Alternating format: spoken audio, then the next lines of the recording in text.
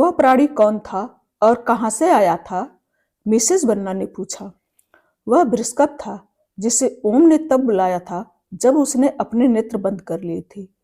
बल्हार को सिर से पांव तक देखने के पश्चात ओम केवल बृहस्पति के बारे में विचार कर सका, जो बल्हार पर विजय पाने और उसे पराजित करने में सक्षम था। इस प्रकार ओम ने उसे बुलाया था ताकि वह बल्हार को दूर रख सके और ओम शीघ्र वहां से भाग सके। ओम बल्हार से कुछ दूरी पर खड़ा था और उनके बीच बृहस्पति खड़ा था, ठीक उसी प्रकार जैसे वह एक बार अपने सेवर तुट और ओम के बीच खड़ा था जब वे पहली बार मिले थे। जहां ओम ने धीरे धीरे अपने गंतव्य की ओर बहने वाली हवा का अनुसरण करना आरंभ किया, बृहस्पति का पूरा ध्यान बल्हार को वहीं रखने पर था, जिससे विशाल एत के लिए एक ही समय में ओम और बृहस्पति पर दृष्टि रखना कठिन हो गया। क्रोध में चिल्लाते हुए बल्हार बृहस्पति की ओर तेजी से बढ़ा और ओम तक पहुंचने हेतु उसके ऊपर से कूदने से पूर्व उसके जबड़े पर एक मुक्का मारा। यद्यपि बृहस्पति पर मुक्के का कोई प्रभाव नहीं पड़ा, इसीलिए इससे पूर्व कि बल्हार उसे पार कर पाता, बृहस्पति ने बल्हार का हाथ पकड़ लिया और उसे ओम से दूर फेंक दिया। अपने भारी और विशाल देह के उपरांत बल्हार एक छोटे से खिलौने के समान भूमि पर लुढ़क गया। बृहस्पति अब अपने कंधे को पीछे खींचकर दृढ़ता से खड़ा हो गया। उसका स्वभाव बल्हार को यह समझने के लिए पर्याप्त था कि बृहस्पति को पराजित करना आसान नहीं होगा और बृहस्पति को पराजित किए बिना ओम तक पहुंचना असंभव था। बल्हार की सारी एकाग्रता अब बृहस्पति पर केंद्रित थी। दोनों योद्धाओं ने एक दूसरे के विरुद्ध एक सुर में जो दहाड़ निकाली, वह वातावरण में चहुओर गूंज उठी और बर्फ में गड़गड़ाने लगी। वे एक दूसरे पर आक्रमण करने लगे और इस प्रकार हाथों हाथ युद्ध छिड़ गया। ओम ने इस अवसर का लाभ उठाया और वहां से चला गया। इस बीच बल्हार ने बृहस्पति की सरपट चाल का सामना करने हेतु अपनी पूरी सहनशक्ति का प्रयोग किया। जब उनकी दृष्टि एक दूसरे पर टिकी थी तो उनका सारा क्रोध आपसी दुविधा में परिवर्तित होता दिख रहा था। बल्हार कृपाचार्य के आदेशों का पालन करने की बाध्यता और उस व्यक्ति से लड़ने की अनिच्छा जिसकी उसने जान बचाई थी के बीच फंस गया था। बृहस्पति यह राय नहीं कर पा रहा था कि उसे ओम को दिया अपना वचन पूरा करना चाहिए या नहीं। भले ही इसका अर्थ उस व्यक्ति से लड़ना था जिसने उससे घायल अवस्था में ज्ञान गंजलाकर उसके प्राण बचाए थे, फिर भी उनमें से कोई भी अपनी पकड़ ढीली करने को तैयार नहीं था। दोनों ने मुड़कर ओम को देखा और देखा कि वह अदृश्य हो चुका था। बल्हार यह देखकर निराश हो गया कि वह कृपाचार्य की आज्ञा का सफलतापूर्वक पालन नहीं कर सका और उस हताशा के कारण उसने बृहस्पति को इतनी जोर से धक्का दिया कि वह कुछ मीटर दूर गिर गया। बृहस्पति ने तेजी से सांस छोड़ी और बल्हार के मुख पर तब तक प्रहार किया जब तक वह बर्फ पर गिर नहीं गया। एक क्षण पश्चात बृहस्पति बल्हार के समीप आया और उसके आगे अपना हाथ बढ़ाया। बल्हार ने उसका हाथ पकड़ा और स्वयं को ऊपर उठा लिया। मुझे क्षमा करना मेरे मित्र, मुझे ऐसा करने हेतु विवश होना पड़ा, क्योंकि मैंने उनको अपना वचन दिया था कि जब भी उन्हें मेरी आवश्यकता होगी तब मैं उनकी सहायता के लिए आऊंगा। जिस प्रकार आज मैं ओम के लिए उपस्थित हुआ हूँ, उसी प्रकार जब भी तुम मुझे बुलाओगे मैं तुम्हारे लिए भी उपस्थित होऊंगा। यह एक रक्षक का दूसरे रक्षक को दिया वचन है, बृहस्पति ने सत्यनिष्ठ रूप से कहा। अश्वत्थामा नागपाश की कुंडली में फंसा हुआ था। कृपाचार्य फिर चले गए थे। परशुराम एक असुर की खोज में थे। मिलारेपा की मृत्यु हो गई थी। बल्हार बृहस्पति से पराजित हो गया था। वेदव्यास शुक्राचार्य की नियत के बारे में और अधिक जानने का पूर्ण प्रयास कर रहे थे, परंतु सबसे बढ़कर ओम का ज्ञान गंज से भागना एक विनाशकारी घटना थी जिसकी अपेक्षा उनमें से किसी ने भी नहीं की थी। अन्य सब विषयों से अनभिज्ञ नागेंद्र दल अपने मिशन में आगे बढ़ रहे थे। पनडुब्बी में एलएसटी परमल की जांच करने हेतु नागेंद्र के केबिन से लौट आई। उसकी उपस्थिति का आभास होने पर परमल अपने स्थान से खड़ा हुआ और सिर झुकाकर उसका स्वागत किया। ये जिद्दी मौन ताने उसे व्याकुल कर रहे थे और वह उस पर टूट पड़ी। कृपया मेरे साथ एक दास के समान व्यवहार मत करो। मेरे लिए कोई आदेश महोदया? आप यहाँ आने के विपरीत मुझे नागेंद्र के शयन कक्ष में बुला सकती थी। अभी भी अपने निष्क्रिय व आक्रामक व्यवहार को बनाए हुए परमल ने उत्तर दिया। एलएसटी ने स्वयं को शांत करने और सामंजस्य बनाए रखने का प्रयास करते हुए एक गहरी सांस ली, फिर शांति से उत्तर दिया, तुमने मुझसे पूछा कि हम एक दूसरे के लिए कौन हैं। मैं तुम्हें इसका उत्तर देने आई हूं परिमल। और वैसे भी हम दोनों अभी भी दास हैं, नागेंद्र के लिए काम करते हैं। इसलिए तुम्हारे पास आने हेतु मेरे पास सदैव एक से अधिक कारण हो सकते हैं। अब उस प्रश्न पर वापस आते हैं जो तुमने पूछा था। यह है उसका उत्तर। तुम मेरे पति हो, मैं तुम्हारी पत्नी हूँ, और मैं जिस शिशु को जन्म दूंगी वह हमारा है। यही है हम एक दूसरे के लिए। परमल फिर भी अपनी बात पर दृढ़ रहा और निरुत्तर रहा।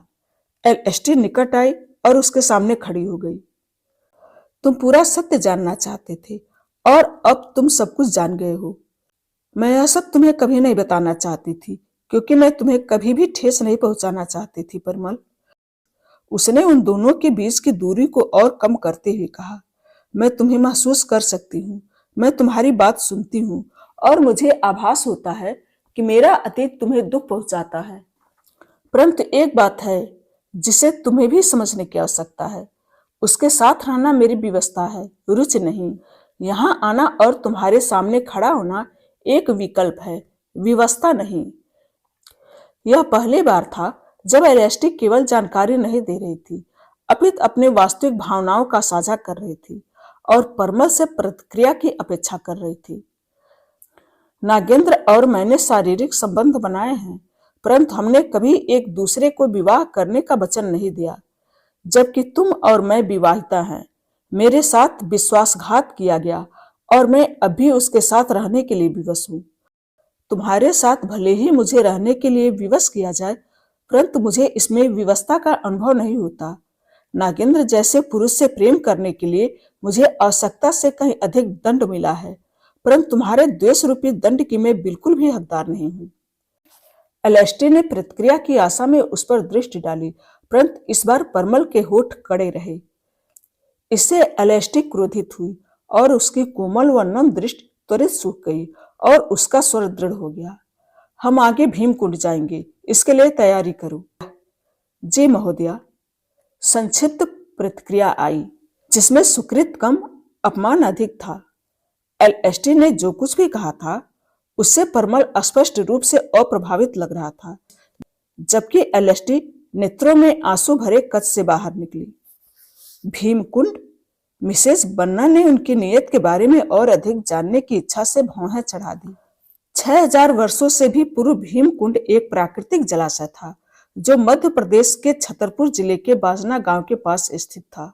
वह एक पवित्र स्थान था और उसे नीलकुंड के नाम से भी जाना जाता था।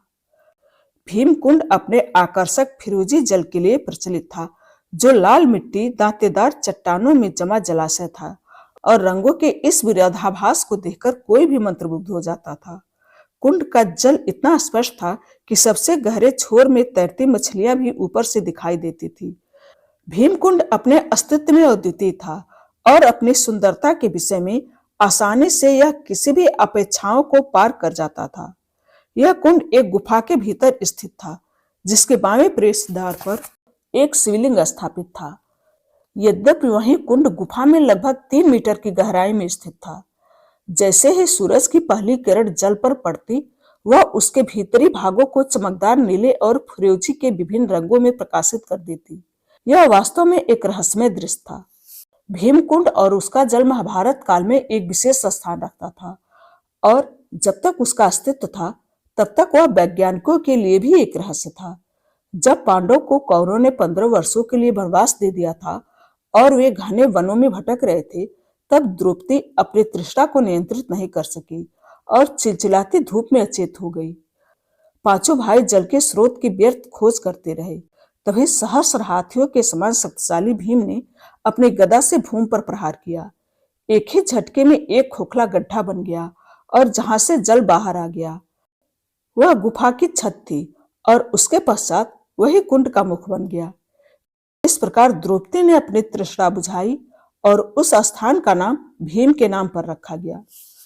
रहस्यमय रूप से कुंड की गहराई मापी नहीं जा सकी। शोधकर्ताओं एवं वैज्ञानिकों द्वारा कई प्रयास किए गए थे और कुंड की गहराई नापने हेतु विश्व भर के लोग आए, परंतु कोई भी सफल नहीं हो सका।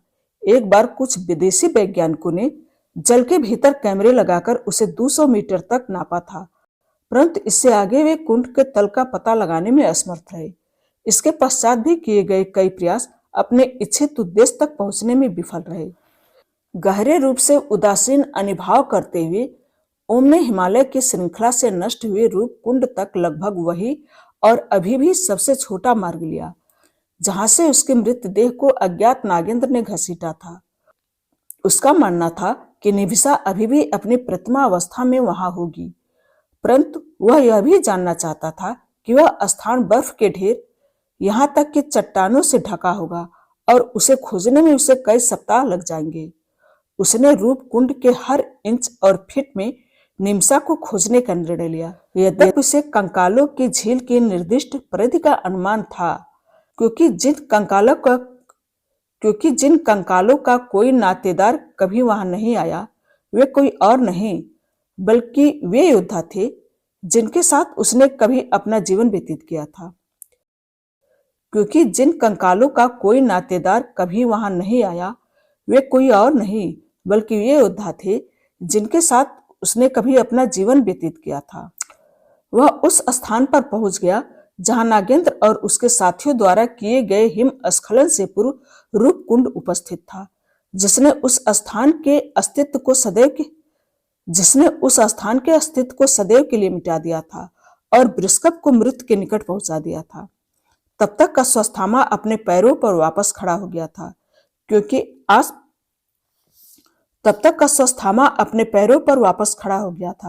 क्योंकि नागपाश ने उसे 9 दिनों के पश्चात स्वतंत्र कर दिया था। अश्वत्थामा अपने कुटिया में चला गया और ओम को खोजने लगा।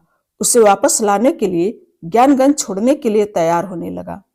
वेदव्यास ने कहा, ऐसा लगता है कि तुम शीघ्रता में हो अश्वत्थामा। हाँ दृष्टा, मैं परशुराम के लौटने से पूर्व ओम को वापस लाने जा रहा हूँ और मुझे ज्ञात है कि वह कहाँ होगा। यदि मैं बिना किसी विलंब के वहां पहुंच गया तो उसे ढूंढ सकता हूँ।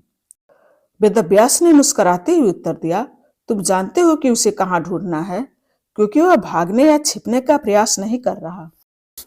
कदाचित आप उचित कह रहे हैं, परंतु मुझे इस बात की चिंता है कि कृपाचार्य उसके बारे में उचित कह रहे हैं। क्या होगा यदि उसे वास्तव में वह मिल जाए जिसकी उसे अभी भी खोज है, क्योंकि विश्व यह देखने हेतु सज्ज नहीं है जो वह लाना चाहता है। मुझे जाना चाहिए, अश्वत्थामा ने कहा और चला गया।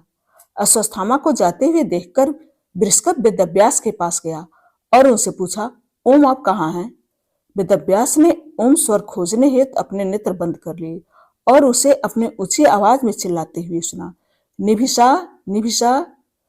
जब समस्त विश्व कोविड वैक्सीन की खोज में था, तब परशुराम शुक्राचार्य की, नागेंद्र अगले शब्द की, वेदव्यास शेष स्थानों के नामों की, LST परमल की गुप्त भावनाओं की और अश्वत्थामा ओम की खोज में व्यस्त था।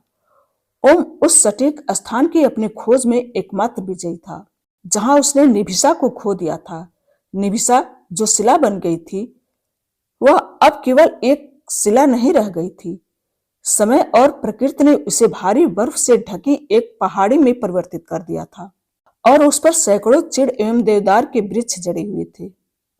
वह जानता था कि निभिसा पर्वत के मध्य में कहीं होगी, परंतु उस तक पहुंचना एक कठिन कार्य था। इस कहानी का शेष हिस्सा अगले वीडियो में। धन्यवाद।